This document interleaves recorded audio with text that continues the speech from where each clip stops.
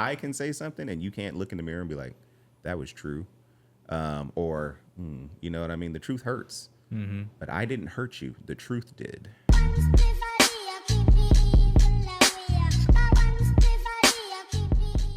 You'll be happy to know my energy's a little better today. It's Let's not so go. That's what I'm talking so about. hateful. Yeah, E minor, yeah. Yeah, E minor, all right, yeah. A minor, yeah. No A minor. That's Drake shit. Yeah, I was mixing in SpongeBob. Yeah, two different things. Two different things. A minors. Yeah, I don't know if we can use A minor no more. Well, that was E minor. I think. Yeah.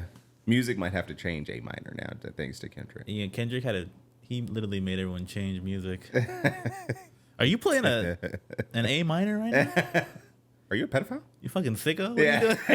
Yeah, exactly. Get out of my studio. Get out of here. Yeah, what is that? An A minor? An A minor? We Get don't out of play here. A minor in here. You nasty. Yeah, nasty. Somebody call the police. Yeah. He just played A minor. The police are waiting outside. This is them and Chris Hansen. Yeah, I know. It was like Dateline. Did you play A minor in the studio? I didn't mean to, I swear. I swear, I was just playing notes. I thought it was B, I swear. There's no B minor, by the way. There isn't. So, all right. So I do have some better energy today. All right, good. I don't know what anime character to associate it to, but I know we got a running thing going on right now. We're like anime characters. But anime characters associated to you. I do feel a little better, except King peed on the rug outside this morning, so that was weird. It's just off. Yeah, it's one of those just off weekends. Man, I was having a good weekend too, Yeah. you know. And here you go. Why'd you got to go ahead and pee on the rug? Yeah, like you haven't done this since you were a pup. Yeah. So yeah, I'm a little, you know, I'm ready to get into it. Good. I'm loosened up. I'm Shoulders loosened up. relaxed, you know. I don't know about all that, but I'm ready to get into it. I'm ready to get into it. Okay. How are you feeling? I'm feeling good. I'm feeling good. A little tired, but I'm feeling good. Yeah. I can't complain. I got good energy going into this pod today. All right. I got good energy. I will say it's been like for me at least, it's been a good weekend of music. Okay. You know, there's some weekends where I'm kind of like, oh, fuck's sake, I got to listen to all this shit. Yeah. I understand that. And at first, I thought this weekend was going to be like that, but it was a good mix for me of like new stuff and like stuff I wanted to hear. So I can't complain. Okay. I can't complain when it comes to music. Okay. You know? So we're going to get into it. But we're going to get into it. I will say, you know, I think it was a positive weekend of music, which is good because we're really in summer now. I think we're full swing in summer. Yep. Right? It's a cold world. Niggas need summer. That was cold.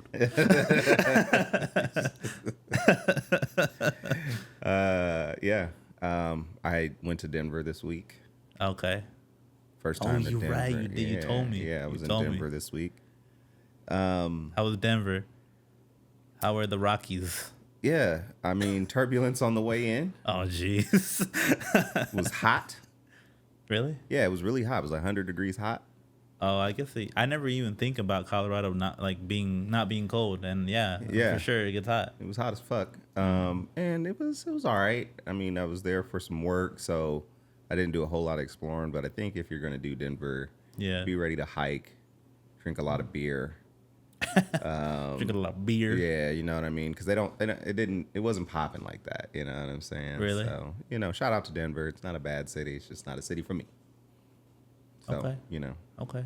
Went to scout and see if like, hey, maybe me and the wife can come to Denver for something. Yeah, we ain't doing that. No, not gonna be it. Got a lot of places to go before we go to Denver together as a couple. So, yeah, it was a good week.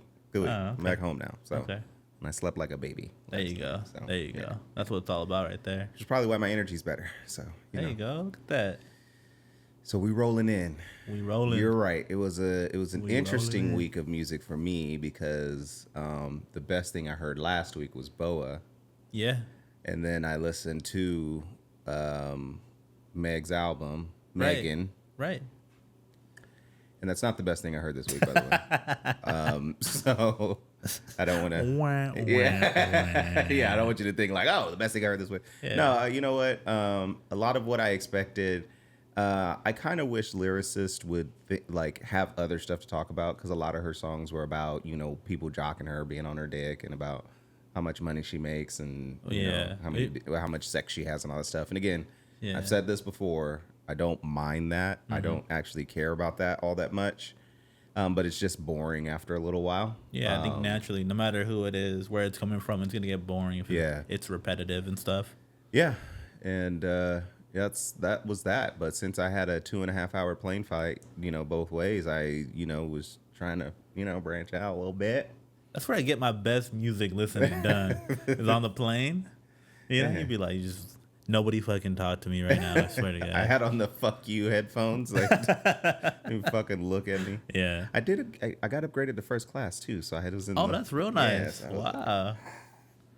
Thank you, Mr. Parker. Would you like something to drink? Get out of my face. Do you see my headphones? But yes, old fashioned. You know what I mean? So, but I did listen to a couple of things that came out this week. Yeah. So the best thing I heard this week, all right, go off, was Samurai, Lupe Fiasco, off of his album Samurai. There you go. All right. So I didn't get through this entire album, but I did enjoy that song. Okay. I hear Number One Headband on that track is really good. Okay. So I'm excited to kind of sit down and listen to this album. Lupe always makes interesting albums for me. Yeah. So yeah, it was Samurai, good hip hop. Yeah. You know, traditional hip hop. So I was into that. Shout out to Lupe Fiasco. I'd say give it a run. I think it's short too, so it'll be a quick listen. It's like, I think it's like 8 songs or something like that. So, pretty good album overall, though. Yeah, pretty good album. I didn't, you know, I think I'm missing like maybe 3 or 4 songs that I didn't listen to. So I got halfway through. Okay. But yeah, Samurai was really good, really good. I put it on and I was like, okay, yeah. You know, I was like, I know I like a song when I can put it on repeat, and then I'm like, okay, sure. I'll listen to this. Let me listen to this one more time, and you know how deeply I listen to songs. So as I start like listening for musicality and stuff like that, I'm like, okay, yeah, I'm really enjoying this. Right. Really enjoying this. And that's what I did with Samurai. So Samurai, Lupe Fiasco. Nice. Check it out. Nice. You know, I heard some things about that album. Like, I heard like conceptually that Lupe made it as if Amy Winehouse was a battle rapper. Is that true? I don't know about all that. This is what the internet told me. I mean, I did have an edible before I got on the plane, so I don't know that I was.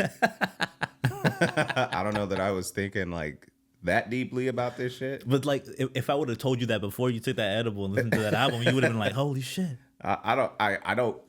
Maybe. Okay. Well, now I'll listen to the Samurai of Amy Winehouse in the industry. You know what I mean? Like. You know, all right. Look, all I'm saying is I wouldn't put it past Lupe to do something like that. No, that's some Lupe shit to do. That's the real Lupe. That Lupe head. Yeah, kinda. That is. That'd be a fiasco. Yeah. So you see what I did there? You see what I did there? That'd be a fiasco. Yeah. Okay. So I'll listen to it sober then. see if those are the vibes I was getting. Well, the worst part is when you listen to something, you know, when you're on something, and then you go listen to it when you're sober, and you're like, "This is not." Okay, so I had an experience with a movie. Yeah. And if my homie's listening to this, he'll probably laugh. Yeah. Okay, so Mission Impossible, one of them, 6, 7, one of these Mission Impossibles. What are we on now? Okay, 8, 9, 15. It's like Fast and Furious at this point. Yeah. So I think it was 6, the 6th one, whatever it's called, Mission Impossible, whatever the fuck. Okay. And I went and saw that in the movie theater with like coworkers and stuff. Like they were just, It was just like hey team, we're going out to see a movie. That's what the boss was on, and I was like, fuck it, shit, you know, we out. Yeah. And then we're sitting there watching it, and I'm like, I'm really enjoying this movie. Yeah. So I fly up north to go see the homie. Yeah.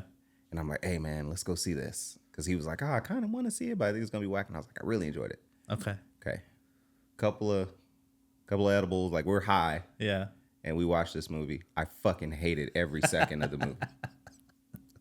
Right? And he hated it too. And I'm sitting here watching this. I'm like, this acting is so overdone. This movie's fucking corny as shit. So I had an opposite experience. Like the flip of what I thought. Oh my goodness, dude. I was watching. I was like, this is so. It's like the weed had enhanced. Yeah. My brain as I was taking it. I was like, you know what, Tom Cruise? Maybe you're not that good an actor. You know. I was like, okay, well, this sucks. So. Damn. So I'm hoping that is not the experience I have when I go back to the Lupe album. Yeah. So, yeah. All right. Well, so, okay. Moral of the story. Check out Samurai, both sober and high. Give us your opinions. Yeah. Whatever your prerogative, go ahead. Just listen to it. Just listen to it. And, give us your opinions. Maybe Amy Winehouse is shooting at the industry. I don't know. There you go. Look, it's Lupe, right? 9 times out of 10, I'm gonna trust what Lupe puts out for it to be what I expect him to do, which is some Lupe shit. Mm-hmm. I'm down with that. I'm going into that album. I'm expecting that from Lupe. So, All right, I'm excited. Okay. I'm gonna listen to it. I had it queued up on my list of shit to listen to, but I had a lot of other things I listened to first. Right. Yeah. So getting into the best thing that I heard this week. Yes. Was that Lil Yachty and James Blake album. Okay. Right. So it's a collab album called Bad Cameo. Okay. Right. So I got through most of this thing. I think I only. Is Yachty the bad cameo? Come on. Come on. My boy right here. Okay. He's got like one album I can listen to. The rest of them are just him doing what he does. I just want to preface this by saying how much of a Yachty hater you were. Yeah, I was. Until this album came out, right? Yeah. And you were even like, when I told you about this album, you were like, I was like, the fuck are you on? Yeah. The fuck? Yeah, you were like, no, you should listen to it. And I was like, are you serious? Like, are you? Also listen to it on a plane. There you go. I was on a plane when I listened to that album. And I was like, this is surprisingly good. Yeah.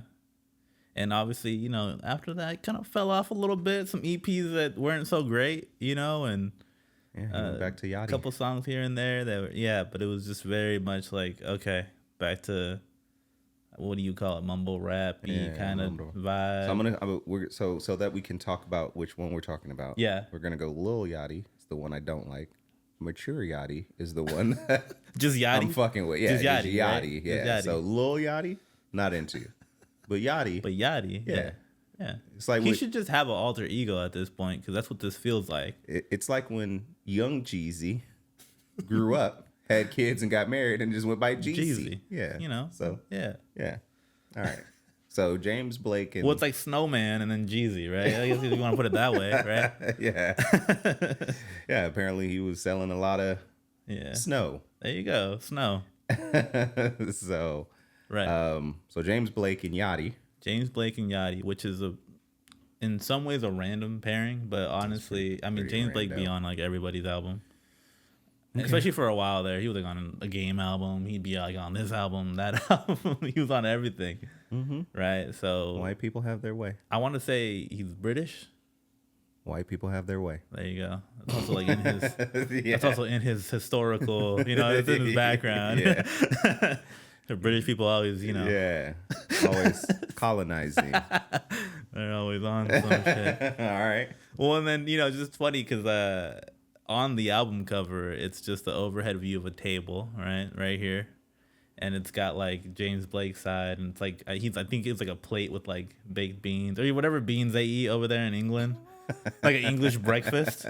And then like, his hand. And then it's like Lil Yachty with like a double styrofoam cup.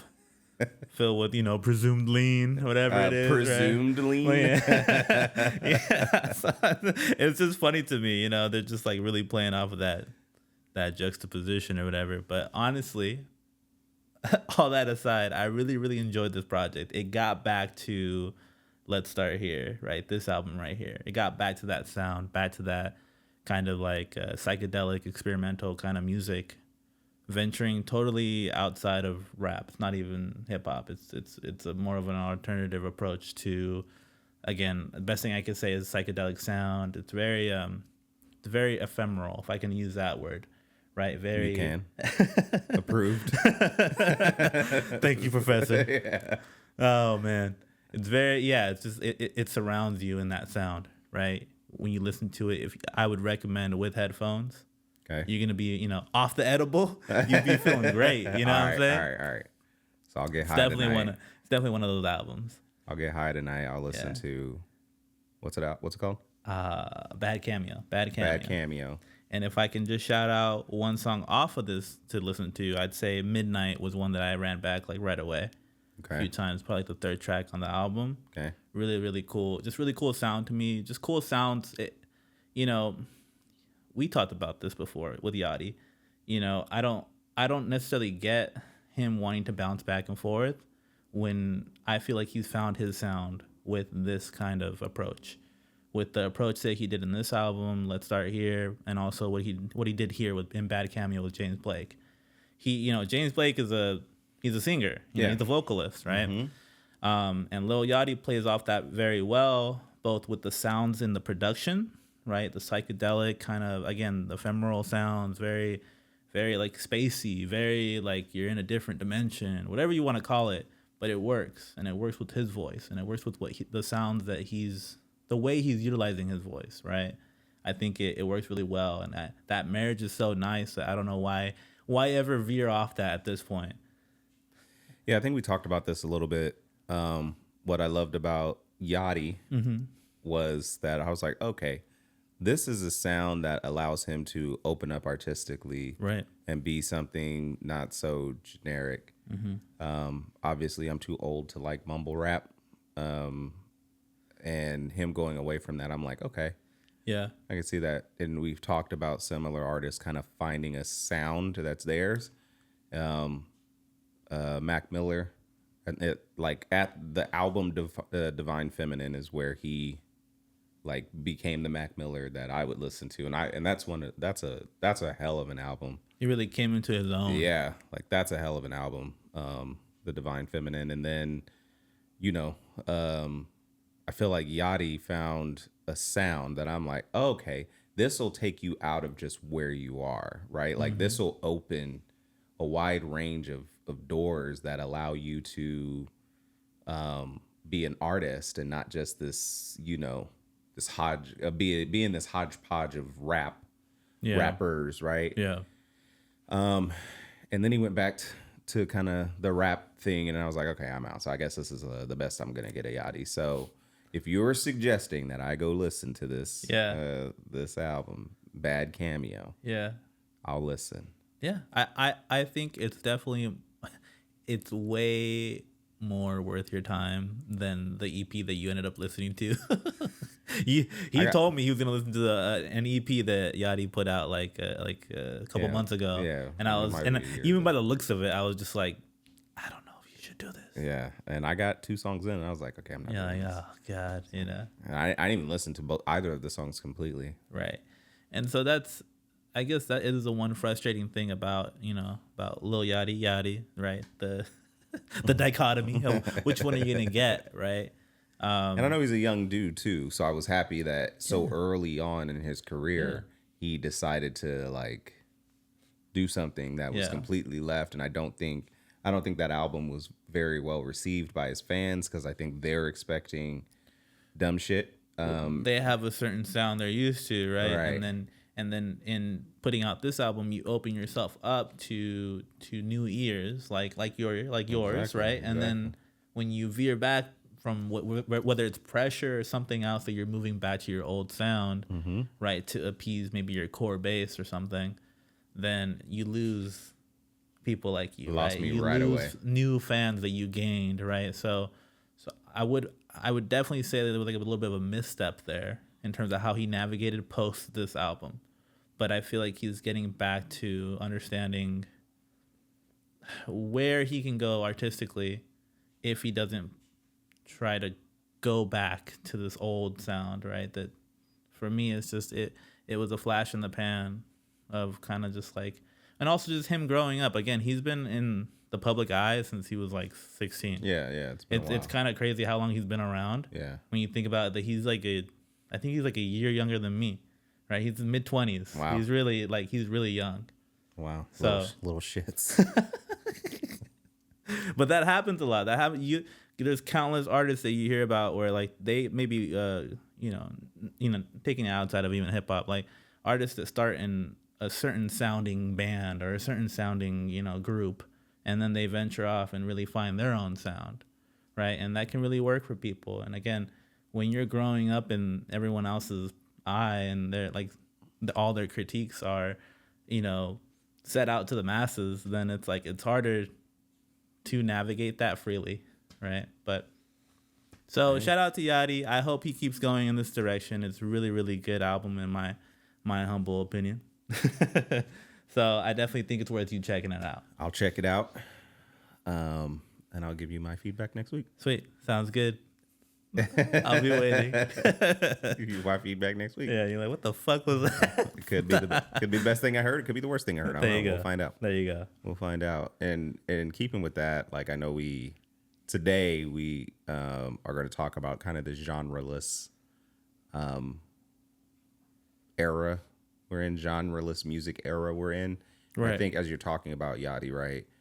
Artists want to be able to kind of stretch their legs and make music that they want to make without being put into a box. And I think that's where Yachty is trying to figure out, like, you know what I mean? Like where he's at. But he puts himself in a box too, because he wants to please everyone. So, but you can't please everyone. You got to just make music you make, and either people rock with you or they don't rock with you. And I want to be clear as we go through talking about all the music we're going to talk about, or if we review movies or whatever we talk about. I'm not saying people shouldn't make the stuff that they want to make. I'm just here to say it's trash or not. So that's the only thing that I'm saying. And I think that's an important thing for you to say before we get into anything else, right? Because I think people hear our opinions and think we're saying you shouldn't do what you're doing. You can do whatever you want. You can do whatever you want. That's the liberty you have as an artist, right? You can do one thing, then the next thing, whatever.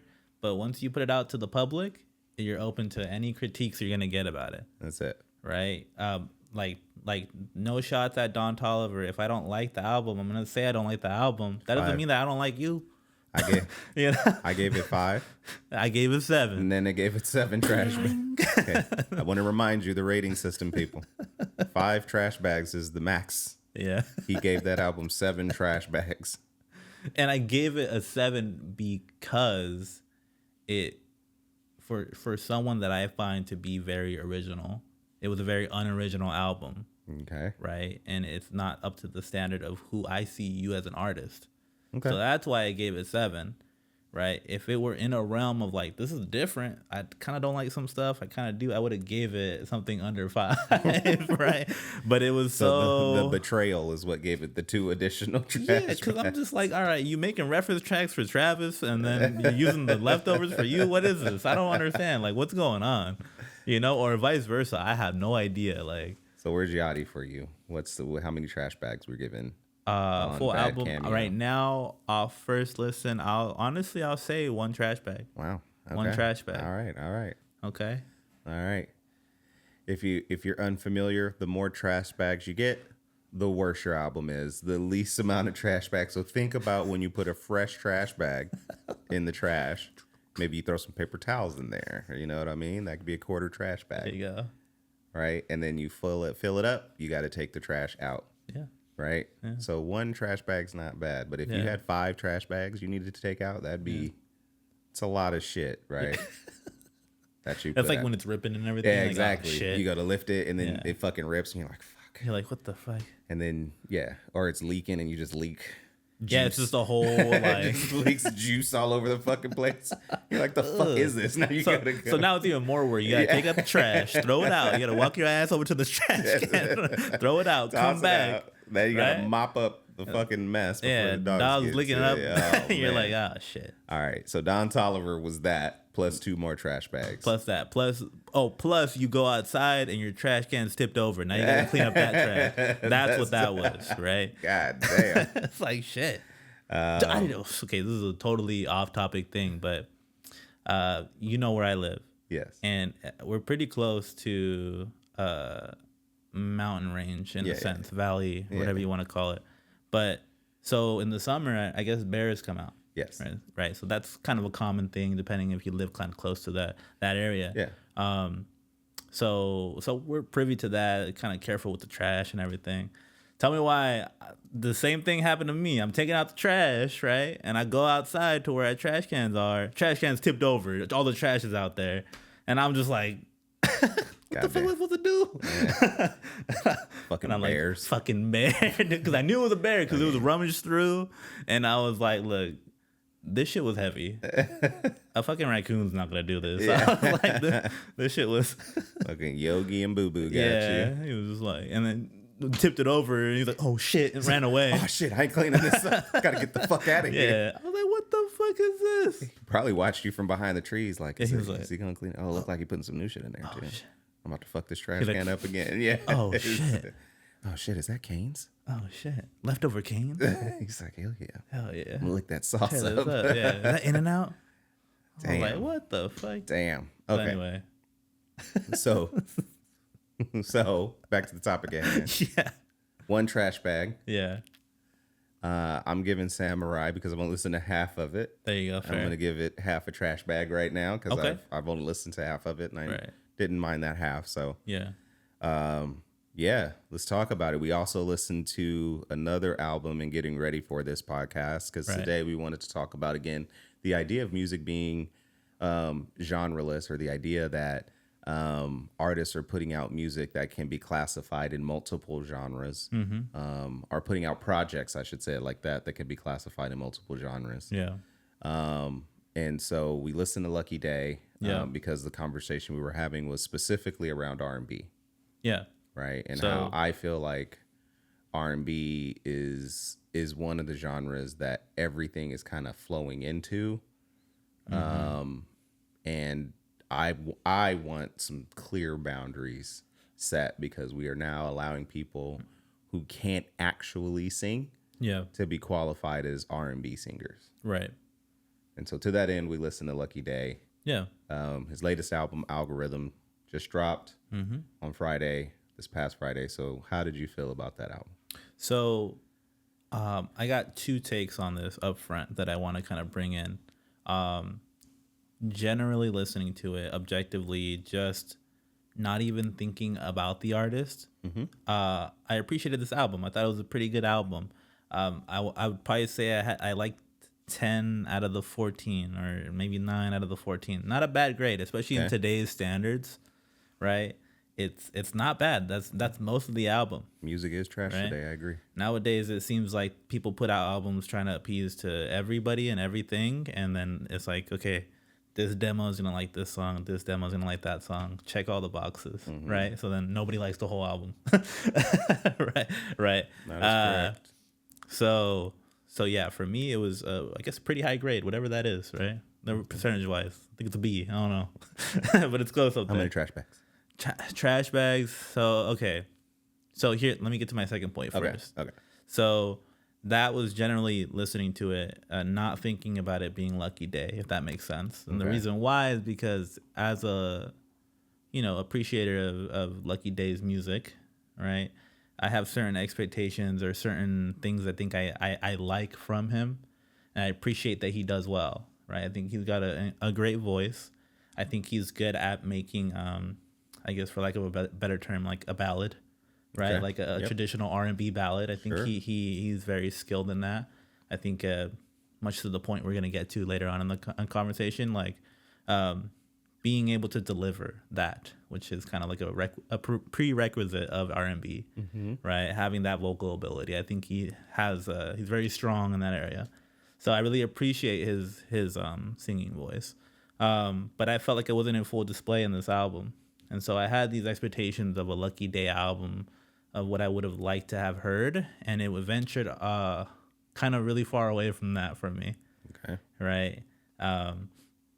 Had a lot of heavy like funk influence or like, kind of like Prince influence. I think you said Lenny Kravitz too, right? Very much so. Like a lot of guitar riffs, a lot of just different sounding from what he's done before. right? It's not like a total like going into the direction that I didn't expect him to go into. I could see how he got here, but I think I was expecting something different. So when I heard it, I was a little disappointed. From Lucky Daye himself, if that makes sense. So if all that can be put together, it's like as a Lucky Daye album, I was a little let down. As an album in general, if it were from anybody else, I'd be like, this is a pretty good album, right? So I had to pair those things together. So my grading on Trash Bags would probably be like 2.5. Okay. Maybe 3. Okay. Yeah. Okay. So mid-album for you. Yeah, it's kind of middery. Middery? You can't use ephemeral and then use middery. Those are not things you can do. Come on, man. Dip in and out of the vocab. You know what I'm saying? Okay, if you're going to be using your Avid words, you got to stay. All right. Yeah, so my first listen was not a great listen. Like, I felt as I was getting through the first few songs, I was like, I'm not enjoying this. And I feel like I'm forcing myself to listen to it. Right. Because we were in pre-production, we were talking about it, right? You're like, oh, shit, I gotta listen to this. And I was like, fuck, I gotta listen to this. And then I was like, I don't want to listen to this. And I was like prepared to have no opinion on this album. Oh, shit. Because I was just like, I'm not enjoying this listen, and there's other stuff out that I would rather get to instead of listen to this. Yeah. I also, similar to you, I really enjoyed Candy Drip. I thought that was a really good album that I listened. It was like heavy rotation for me back in 2022 when it came out. Mm-hmm. I was listening to that album for months. Yeah. And I was like, damn, this is a good R&B album, traditional R&B album for me. So listening to this, like heavy, felt more rock influenced. Definitely. Which is cool. Like you said, it wasn't a bad album. I just wasn't expecting Lucky Daye to do it. And I had some preconceived notions too, because I went into an album called Algorithm thinking it was going to be a bit more electronic.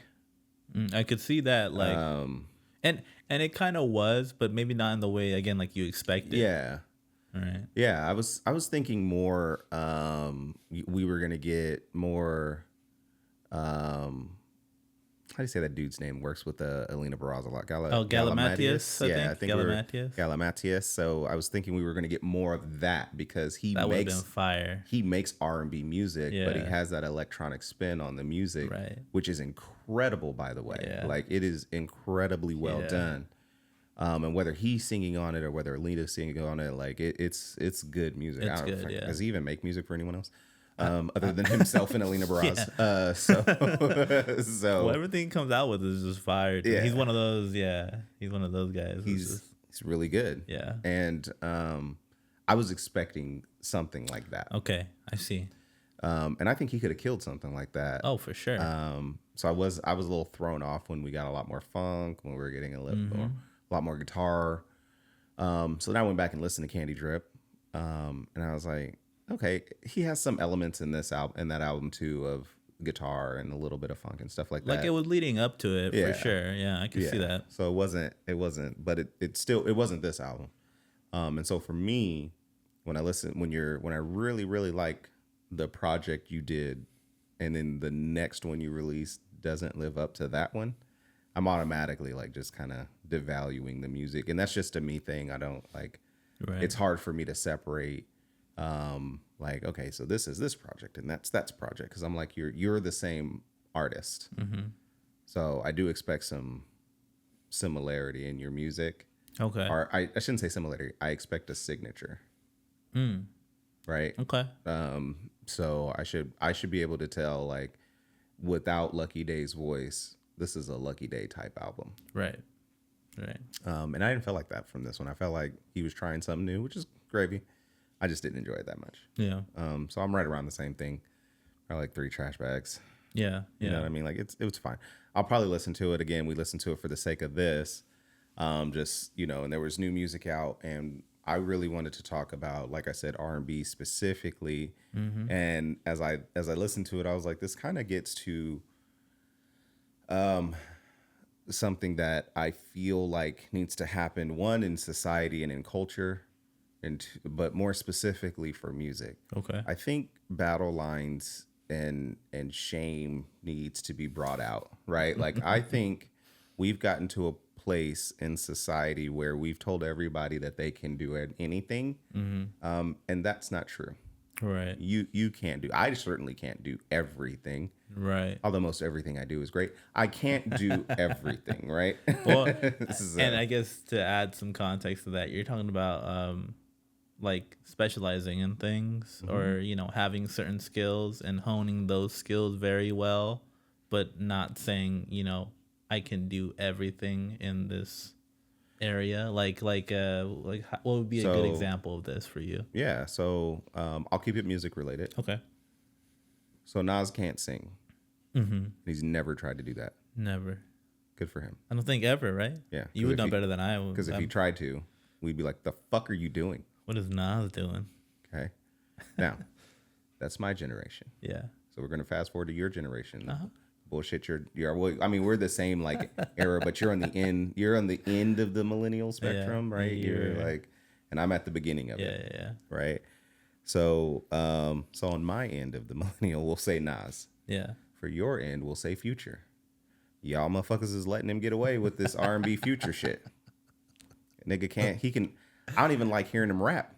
He definitely can't hold a note. Right? So, but you guys are letting that shit slide, and now it's like we got R&B Future. I'm like, when the fuck does this nigga ever done R&B? Never heard it. And then when I listened to the Metro Boomin shit, and I think the album he came out with before him and Metro did, We Don't Trust You, I think that was supposed to be like R&B Future-ish. I've never listened to this, so I would rely on you. But I'm just like, we have like R&B, you had to have a specific skill set. Being able to sing was one of them. If you played instruments, that's also great. Yeah. Right. Yeah. But being able to legitimately sing and carry a note that if you sung a cappella, people would want to hear. Right. That was like a thing you needed to be an R&B artist to do, or I shouldn't say R&B, needed to be a singer to do. Yeah. That's almost like an element of what you needed to then be the bigger thing, right? To be an R&B artist, you had to be a singer, right? Singers are involved in different genres, sure. R&B being one of them, right? And there's other requirements that are there, right? Because I think people don't think about what those requirements are maybe anymore, so. So that's where it allows a future to be categorized as R&B Future, whatever that means. Maybe just because, what other way do they have of describing it? Okay, so I'll give you some examples I actually like. Yeah. Ty Dolla $ign. Yeah. As infuriating as it is that he will not release just like solo music that is just him. Yeah. He's done some really great stuff. The album he did with Division. Yeah. I really enjoyed that album. Nah, fuck with that album. That was a good album. It was a good album, right? Stuff he's done. He did the Mai Tai joint. A lot of good tracks on that with him and Jeremiah. He's collabed with basically everybody, right? Everything he does with Post Malone, like Ty Dolla $ign.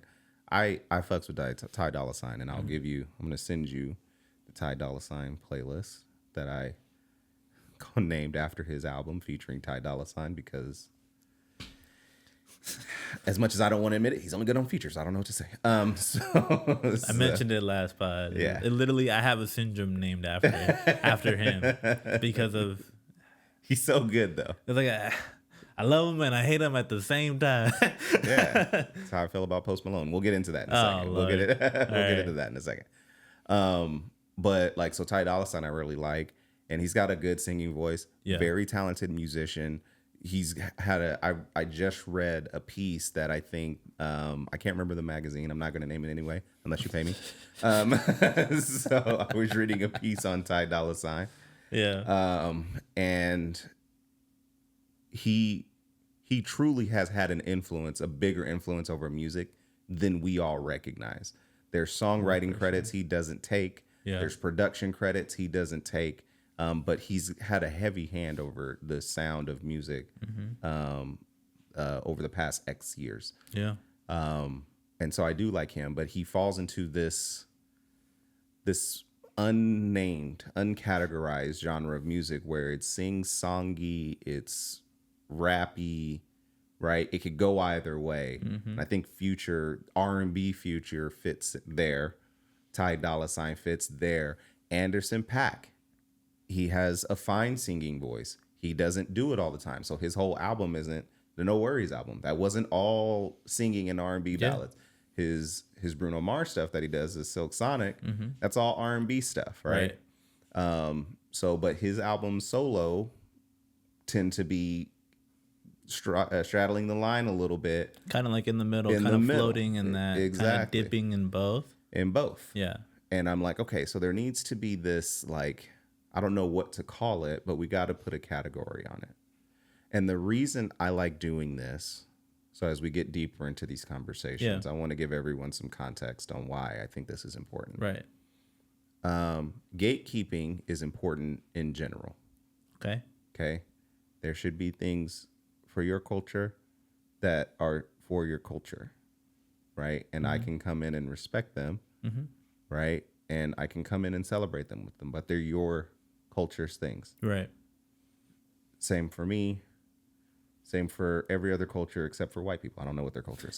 So white people, help me. What's your culture? Is it to be taken? Yeah, exactly. Murder and pillaging, like I don't know. Oh god. So that's a different conversation for a different day. Did I push a button? Yeah. Not for me. Okay, I'm sorry. All right. Yeah. All right. Back to the scheduled program. Yeah. But I just think there needs to be lines. I think we need to make sure we differentiate so that way we can respect differences in what everyone's doing.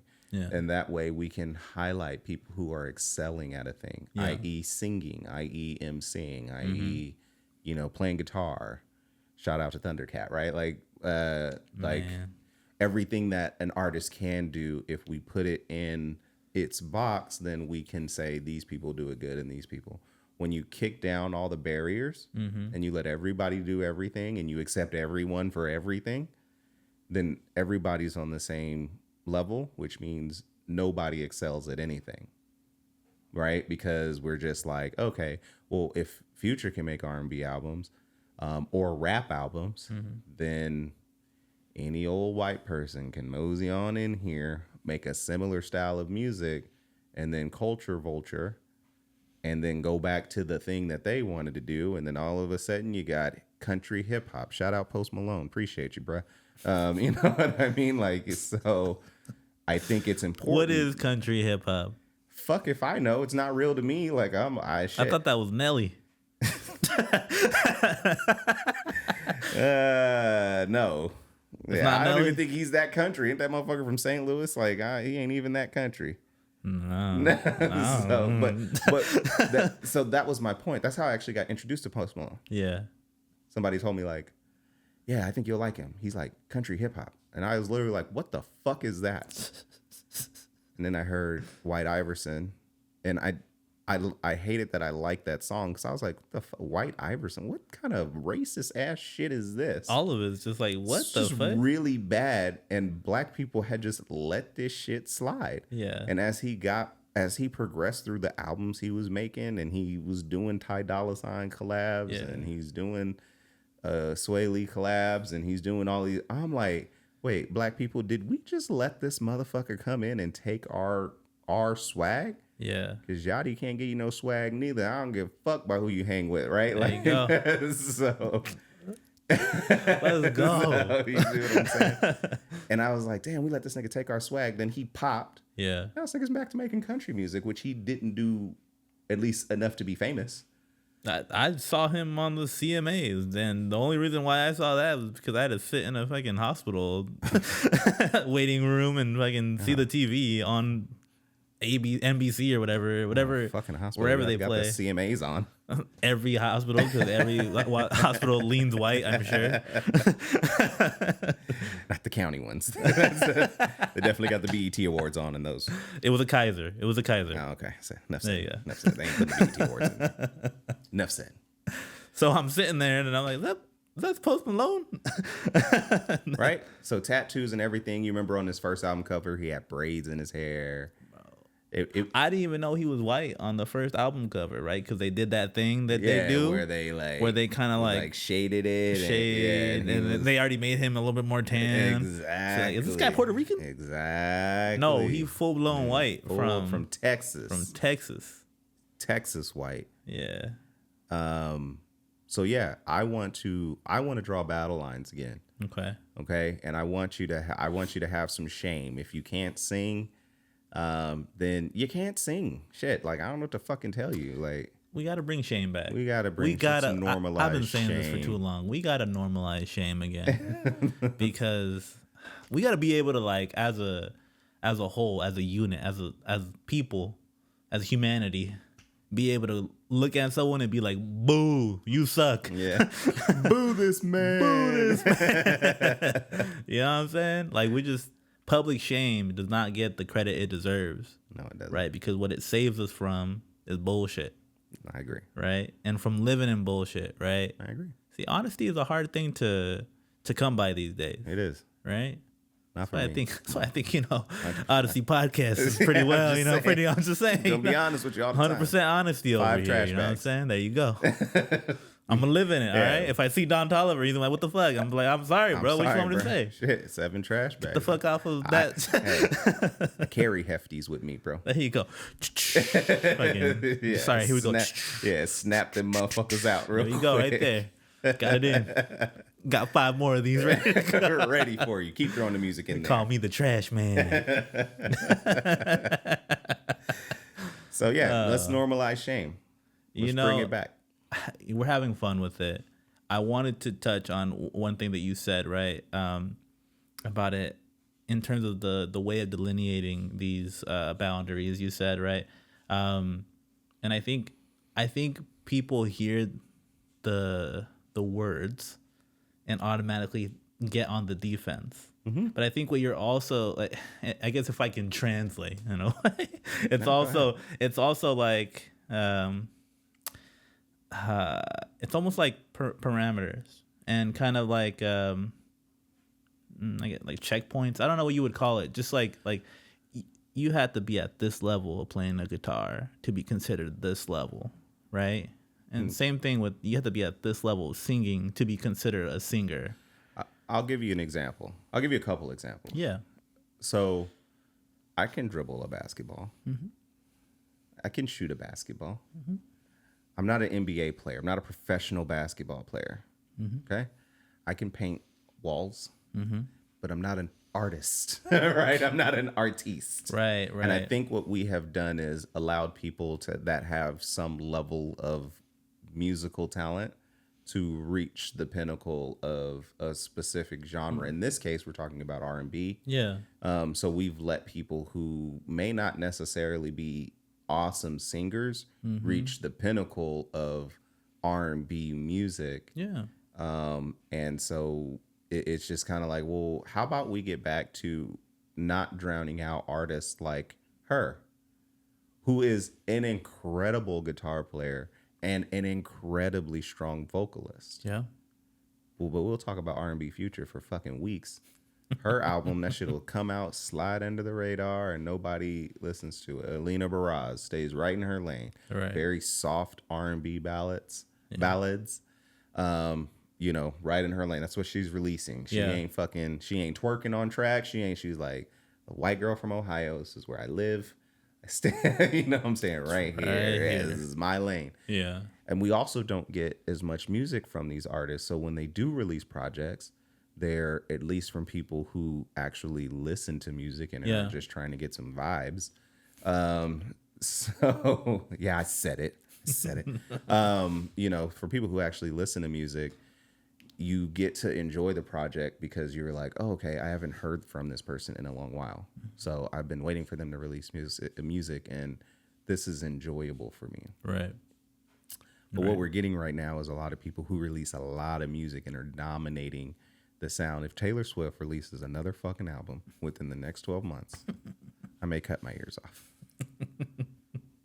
Right? Just in protest. I'm just tired of it. Like, will you go away? God damn. Go away for a while, Please. Please.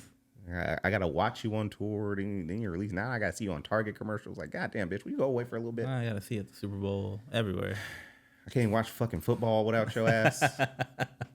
You know what I'm saying? Meanwhile, shit, the only time I get music from Kendrick is when he feels like releasing music, and that feels good. And I'm like, oh, okay, I was waiting for this. There you go.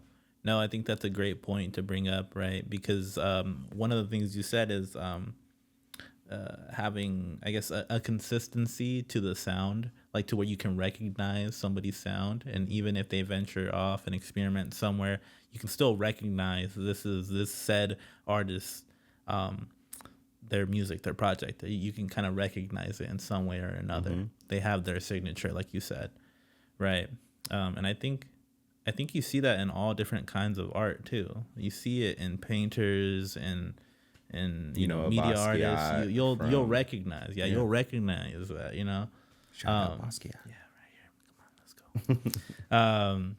But yeah, and so that's, I guess that's just to the point to say that you can have that consistency, like I'll shout out Snow Allegra as well, right? Of having consistency in terms of, I feel like as a fan, I've had consistency from her, while also getting something new every time. Mm-hmm. And because I don't get her all the time, I'm not bored of it, right? But she's able to still experiment as an artist and grow. But it always feels like enough, and it always feels like it's going in the right direction for me. So there is a way to do that where you're still growing as an artist, but still pleasing your fan base or whatever you want to call it. You're just checking off all those boxes that I guess artists are concerned with, because I think that's a point to consider, right? Is that they have a fan base to appease, right? Well, so I want to try and examine something, and I wish we could like get maybe someone in the industry in here to talk about this. That'd be great. That'd be fantastic. We're just, our phones are open. Phone lines are open. Phone lines are open. I recognize that artists kind of want to stretch their legs. They want to do other stuff. SZA's a great example of this. A lot of artists, they're tending to be female. Are, I mean, if that's okay to say, I don't know. I don't know what the fucking rules are anymore. You're walking on the line right now. You're walking on that line. So they tend to be women. And they're kind of like, I'm being held to this genre because I'm black, or, that. And I would rather be considered a pop artist as opposed to an R&B artist. Or we've had conversations like SZA getting or wanting to get R&B album of the year. And I'm like, but you didn't make an R&B album. You made an album that had some R&B songs on it, and then that shit was like pop, and it was kind of alternative, and you did all these other things on your album. Yeah. And it was a long album too, so you didn't do any of them. Like, you didn't do, not that you didn't do the songs well, but you didn't do the genres any service, because you weaved a project that had way too many elements for it to be in anyone's category. Exactly. Right. And so I get that artists want to do that and they don't want to be put in a box, but it also is like, well, you got into this game doing one thing. Mm-hmm. Bad Bunny is a very good example of this, because I hear that's why he hasn't released any music lately, is he just doesn't know what music he wants to make. He's bored making reggaeton. And he made, he's made some different kinds of albums. Right. And now he's just kind of like, I don't know. And I'm like, well, that's because you don't know what kind of artist you are. Yeah. Because you're too busy trying to stretch. Why don't you just get back to the basics, release another album with J Balvin, and see how you feel? Yeah. Right? Instead of trying and also, to you don't have to put anything out. He's a great example of that too. He's put out so much. I've fed you guys all this music, right? If you're still hungry, go somewhere else, because I'm good for right now. Like, Erykah Badu. Yeah, and again, great point, right? If you're not ready, if you're not inspired to make music, right? Don't force it. You got all the money. And Bad Bunny's in that position. He doesn't have to force it. He can, he's fine.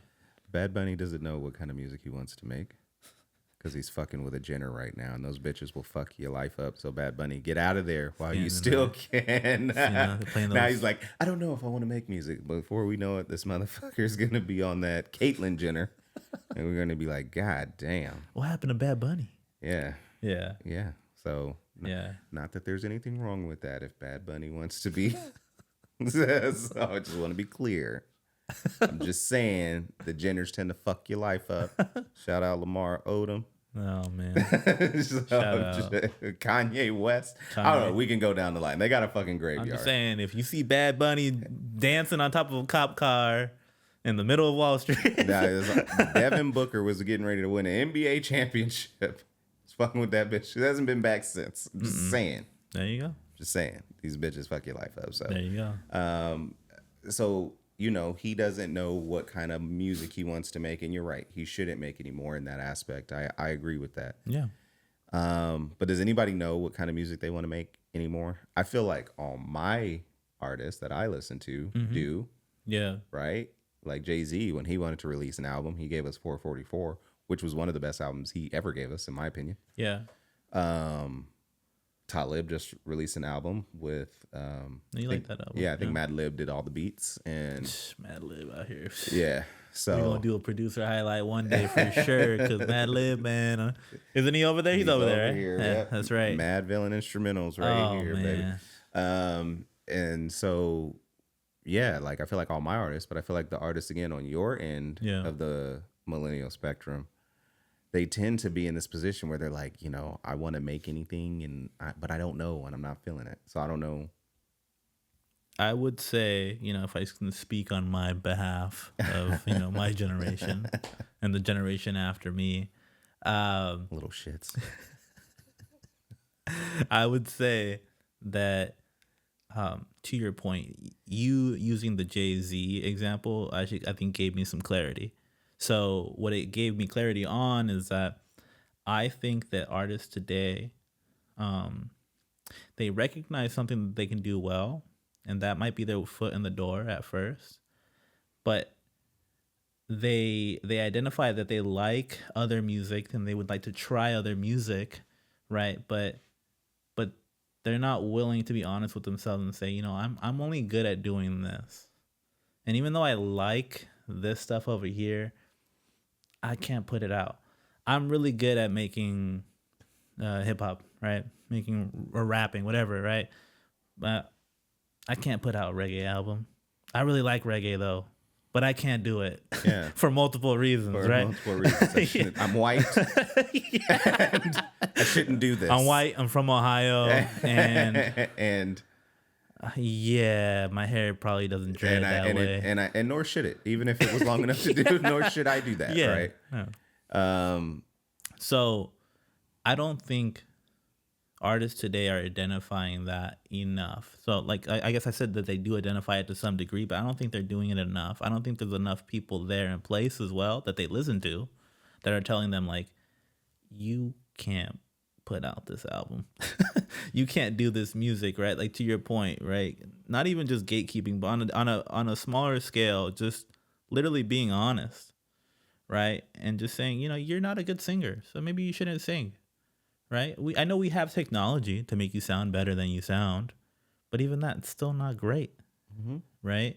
But because everyone's just kind of hyped on the idea of being able to have the freedom to do these different things, right? Because there's access, right? We'll say there's the ability to have access now. So because of that, we have excess, right?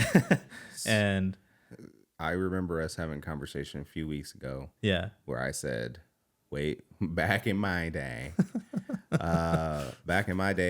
you used to have to go to New York, come to LA, to like pop. Mm-hmm. You could do some regional stuff. It's not that, you know, you didn't have your regional stuff but if you wanted it to get on a national scale, you had to go to a hub that would get your music distributed. Right. And it was a natural barrier. And we had some back and forth about that because that seems a little unfair and you might lose artists that are really good. But I feel like the net is zero. We are still losing artists that are really good because I don't think young artists are overly confident in who they are to the world. I think that so me, what you see is what you get. Mm-hmm. I'm going to be this way, whether you like me, you don't like me. I don't have any good reason to change who I am right now. My friends, my family, they all accept who I am. Right. So I don't see any reason to try and kowtow to anyone or try and, mold myself to fit anyone's narrative. I'm just like, either you rock with me or you don't. Yeah. But what I see out of younger people today is they need that acceptance. They need that validation. True. And so because we can get on and AI can filter out the impurities in your voice, which sometimes the impurities are really good, like Anderson .Paak. Right. Like, you know what I mean? Like sometimes that fact that you don't have the crispest voice actually works for you. Right. And so I think we're at a era in society where, because we've been telling mediocre motherfuckers that they're good and we've been handing out participation trophies, that people think they can do anything they want. Yeah. And it's not that hard to get your music out anymore. And all you got to do is get somebody who's willing to put it out on a mass scale for you and put money behind it, and you can be an artist. And I just think that it's cheapened everything. So I would like to get back to a point again where you had to do some work. People had to be willing to put some money up so that you would be heard, right? Because we'll lose out on people, but we'll also only get people that are worth listening to, which I think is more important. Yeah, and I think when you first said that, a couple of weeks ago, it was harder for me to accept, and I think I thought about it more, and I understood the point you were coming from more, like what part of it you were defending, right? I think I thought about it more like it's. I think naturally I'm just gonna have a disposition to not want to lean towards the structure, right? That's just maybe that is my generation's way of thinking, right? But I understand that it allows for checks and balances if you do that, right? And it allows, again, it puts the pressure on the artist to have to work for it. So then if you really want it, you're getting these people that really, really want it, that really want to put out music, right? Because this is their life. Exactly. This is my art. I want to put it out, right? And then that creates, right, maybe a more steady diet of actual artists, actual musicians, actual people that are putting their heart into something, right? And maybe more, again, a higher likeliness of it being quality as compared to just anybody doing it for any reason. Yeah. And that's my personality and everything, right? I think no matter what you identify as yourself as, if you have a group that you belong to, you should close the gates. Right. I shouldn't be able to walk in with whatever my sensibilities are and be a part of your crew if I don't meet the metrics. I'm a live and let live kind of guy. So I'm like, okay, you do you, I'll do me. We'll find some space where we vibe, or maybe we won't. Either way, we can coexist. Right. I don't know everything about you, and I don't understand everything you get into, but that's fine. This is not to say, again, it's not to say you shouldn't make the music or you shouldn't be into the things that you're into. It's just here for me to say, if you're going to put something out for me to consume, I am authorized then to say it's garbage, right? Like I'm able to say, like, this is not good at all. Yeah. And what people find a little jarring is my abrasiveness and me just declaring this is not good. Right? Because then it brings out, I have a friend, he's closer to your age. Yeah. His question to me was, so do you think you answer for everybody who listens to music? And I was like, no, but I'm not wrong. It's still bad. So the fact that you like bad music means nothing to me. It's you listening. Sure. Well, I don't think it's bad. Okay, well, fucking listen to it. Like, I don't fucking care. Like you're mad at me because I'm calling it bad. Right. And you're trying to convince me and say, Ryan, you shouldn't say it like that. You shouldn't call it bad. Yeah. Yeah. Right? And I'm saying, I don't give a fuck how you feel. It's bad music. Right? See, you got a real fuck your feelings kind of approach that I think, certain people can really, like really, they can really digest, know? A real, I don't give a fuck what you think kind of couth to you. It's an acquired taste. It's very liver on the plate and nothing else. You know what I mean? Like it's very But what it allows to what it's done for me as well is it's created this line. You know my style now. Right. So you're gonna be like, he ain't gonna like that shit. Yeah. Because I've made it very clear. Yeah. I don't like that shit. Yeah. Right? But what it's done for other people, mm-hmm. like my wife and some friends, they're like, I have no idea why he likes any of the music he likes. Oh man, I mean, but that gets to a deeper level, right? That gets to the way that you listen to music. That gets to the way that you even approach listening to something, mm-hmm. right? And what you, I mean, as you get older too, you like be careful. You get old, can't hear shit. You get old, you don't know what the fuck you're talking about. You just fucking get off my line. Get out of rhythm, fucking old, crusty bastard. Yeah. No, I was gonna say. No, what I was gonna say is, as you go on in life, you start to understand that you can't lend yourself to every little thing, and you can't waste your time. Right, your time's valuable. Okay, if I want to listen to an album, it better hit at least some basic check marks, right? Because if I'm gonna feel like I'm wasting my time, I'm just gonna leave. Like I can't, you know what I mean? I'm not a kid anymore. I can't like this weekend. I can't listen to 10 albums that dropped because I don't have a life. I have a life. I got things I gotta do. I gotta take care of things, right? Like I don't have time to be playing, and I don't have time to be playing a bullshit album either. Right? If I hear I don't have time to be playing that damn Don Toliver album. Damn, never heard you hate an album this much. This is fantastic. I know. And then we need this energy more. I just hate it because I knew it's like I don't know. I think when your friend is like with the girl and you're just like, where are you with her? This ain't you. That's not you. I love her, bro. What? What do you love? She gives me that haktua. So I love her. Oh, that's why. Okay, that makes sense. Okay. But that's gonna get old after a little. That's gonna get old. All right, that's gonna get old. What are you gonna do after that?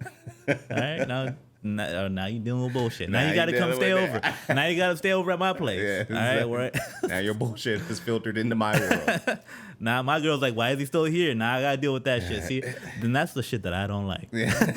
So getting back to Don, that was Don Toliver. Don Toliver was that friend, that fucking friend, or that friend that only comes around back again when they break up with somebody, right? And then you're like, oh god, you're back. Here you come. Yeah. Hey guys, want to go to the strip club? No, motherfucker. No, we grown. Okay, come on, get the fuck out of here. Shit, I gotta go to work. I ain't got time for that shit. Okay. Oh man. So, all right. So we've established you do not like that Don Toliver album a little bit. Oh man. At all. Yeah. I've established that I don't give a fuck about your feelings. So between the two of us, and you know what? And it's not that I don't. What I'm saying is, shout out to Jay-Z. What you eat don't make me shit. Yeah. So everybody is entitled to like whatever they want to like. Yeah. However, not everybody should be able to make any kind of music.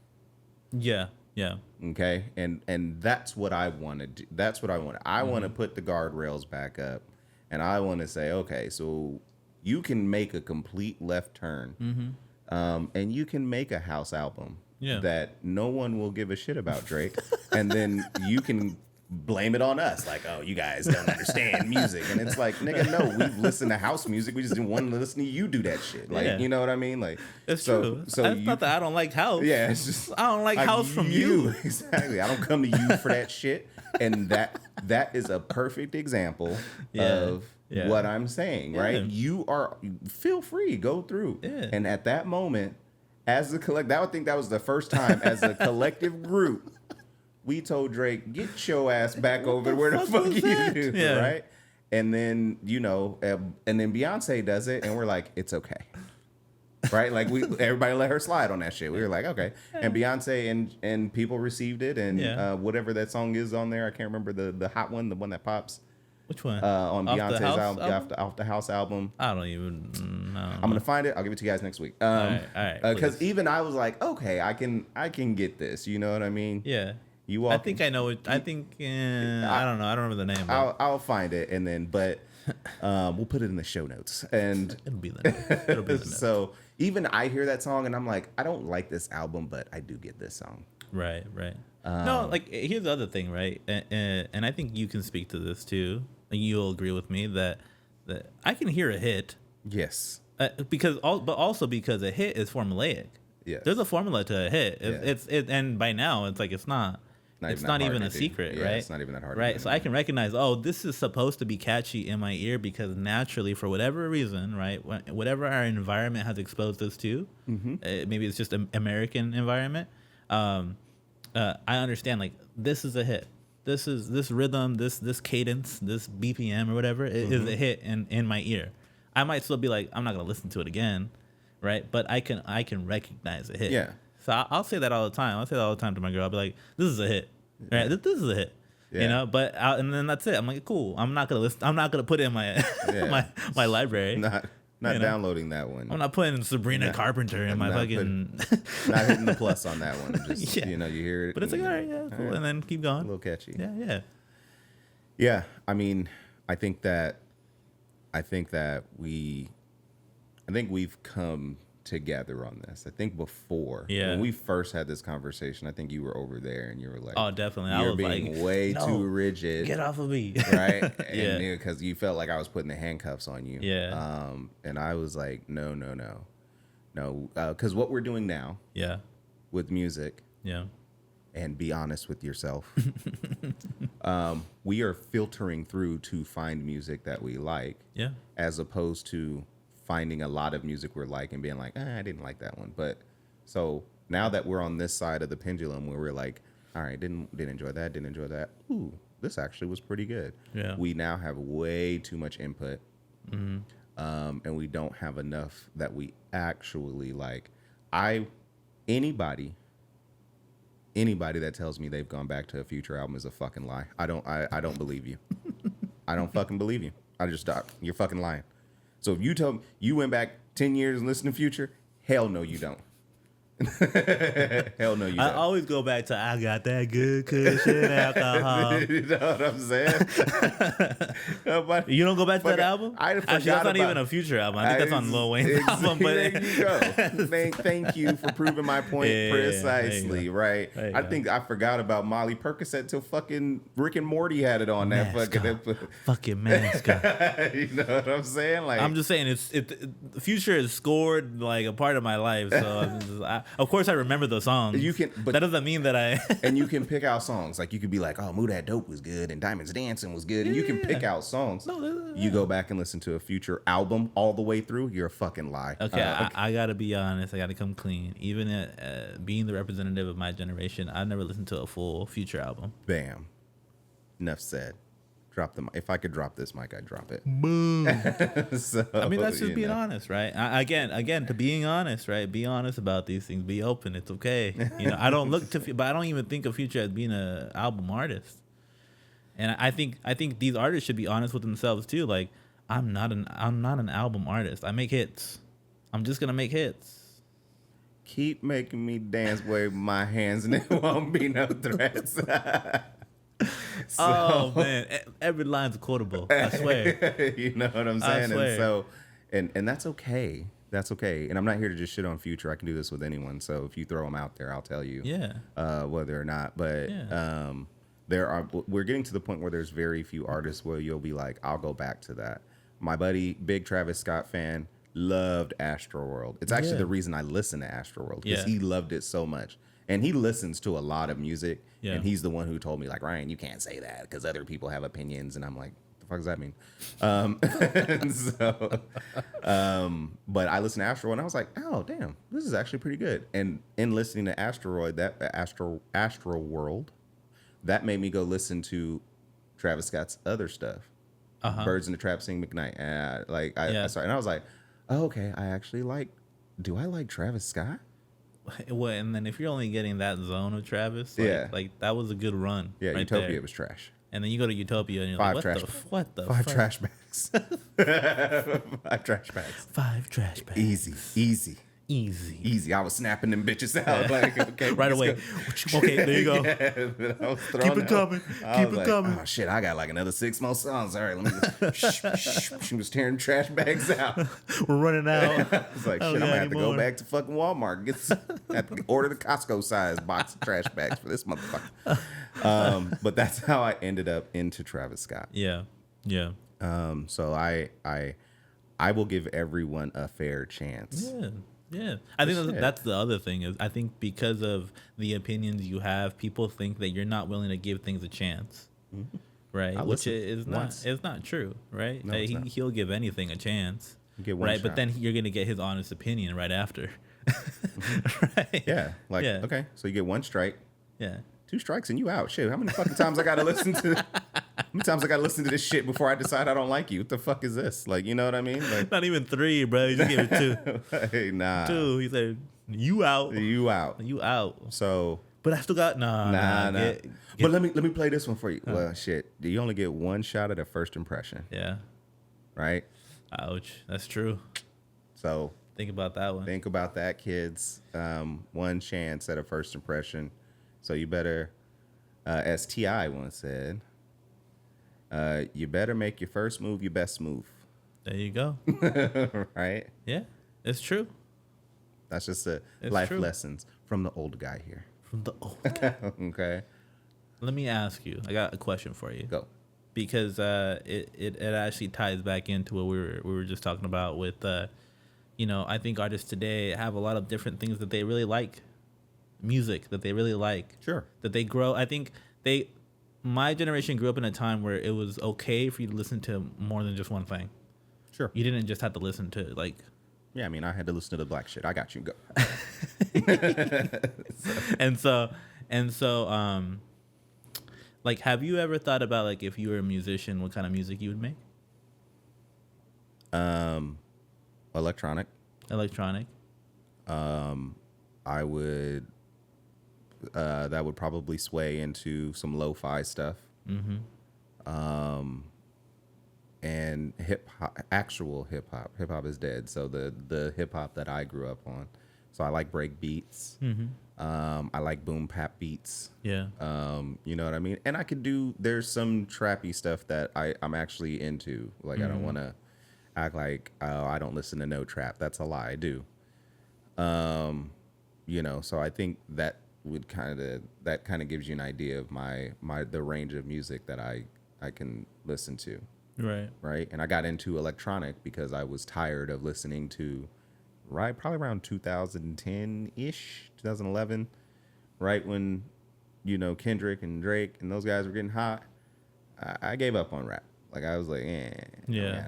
And I didn't pick it back up until like maybe 6 or 7 years later. So there was a chunk of rap that I was out on because I was just like, So if I had the opportunity to put my music out there, you probably feel a lot more electronic influence in it.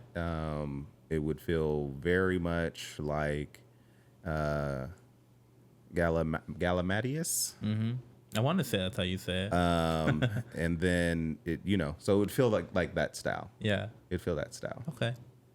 I think it's I presented you that question just because I think for artists today, if any artist that might be listening to this, right, I think it's important to ask yourself that question of what's gonna satisfy your like the craving to present your art. What's gonna satisfy that the most? What's gonna give you that space to do that the best?